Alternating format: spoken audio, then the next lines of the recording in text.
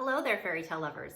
It's me again, Scarlet Cole, sporting my makeshift wolfie ears and my crescent moons to talk about the end of Castiel's season. I hope you really enjoyed the 4 books in season 3, King of Wolves, Heir of the Curse, Throne of Night, and God of Shifters. This is definitely one of the darker seasons in the series, but personally, as a paranormal fan, I absolutely adored it. I really hope you enjoyed it as well, and if you did, make sure you're leaving those comments below so we know what you thought of it. And if you've been missing any of our videos, make sure that you've hit that subscribe button and the notification bell, and you'll get an email every single time we upload something. We typically upload on Fridays. However, whenever there's a playlist week, which is the second week of every season, there will not be a video, but there'll be a wonderful playlist for you to enjoy for the rest of the season to go along with your reading. Now, season 4 will start on Wednesday with King of Devotion. And with a title like King of Devotion, you can assume that we're sticking with those leading men. However, this time we are going to be leaving the dark, rough and tumble world of Elder and our leading man, Castiel, moving on into the springtime with our dreamy Deon in the Kingdom of Flores. One thing you will notice in the Kingdom of Flores is that it has a lot to do with flowers, and they play a huge part in this story. However, I don't want to give you too many spoilers because I know you're going to want to pick up King of Devotion on Wednesday to start that journey with us.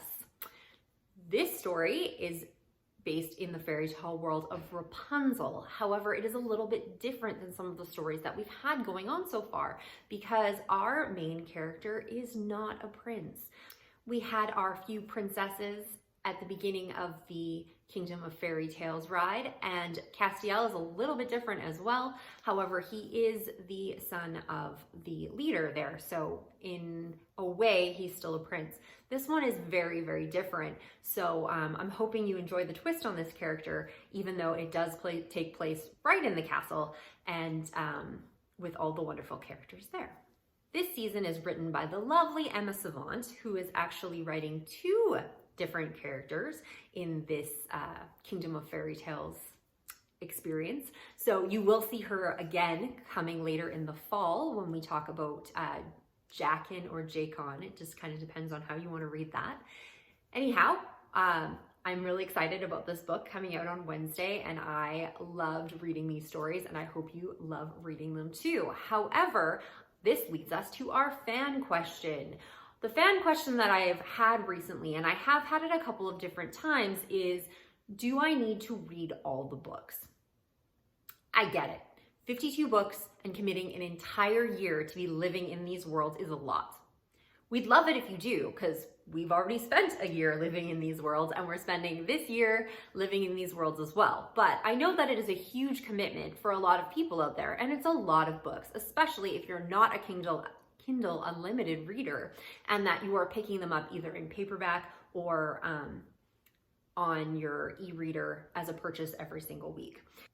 The beauty of this series, though, is that it is designed for people to be able to take as much or as little of the story as possible that they want.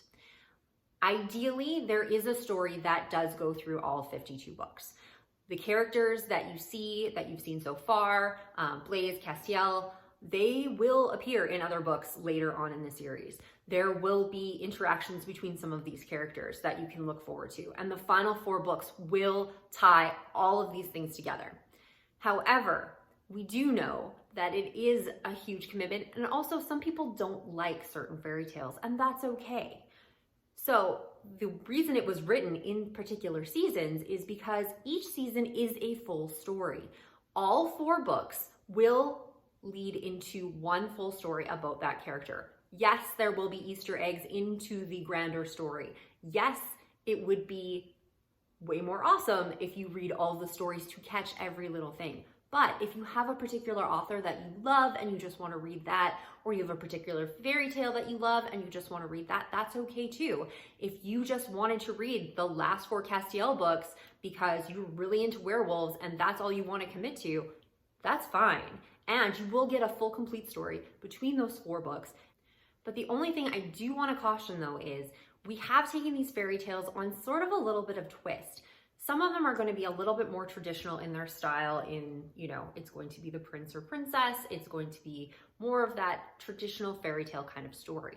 But there are some of them, like the Castiel season, that we did take in a more paranormal direction with the shifters. We do have a season coming up later this year that delves into steampunk, which is definitely not how that fairy tale was written.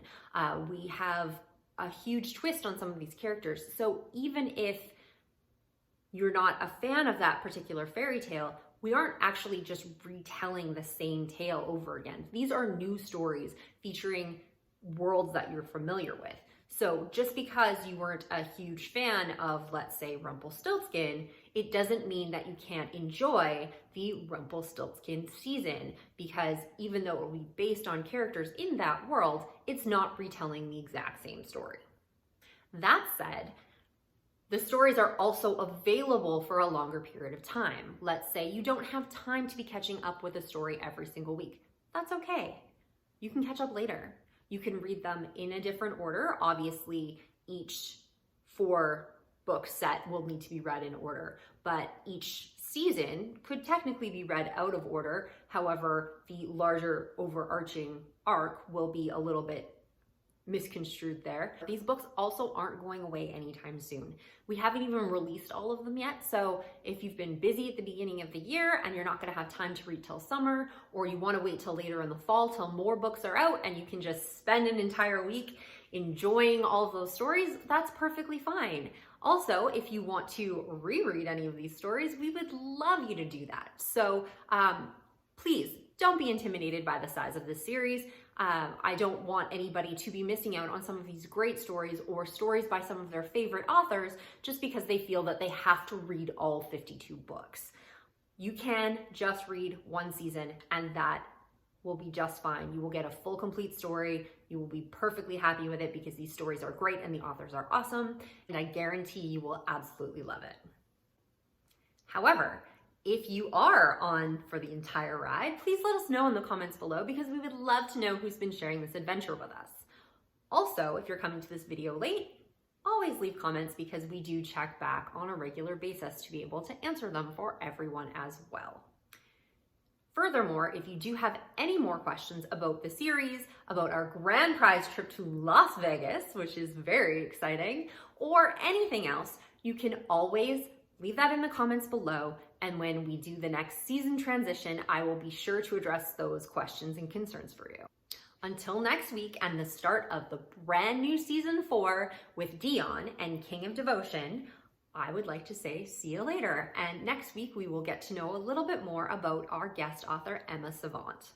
Thank you so much for joining me, and I will see you next week.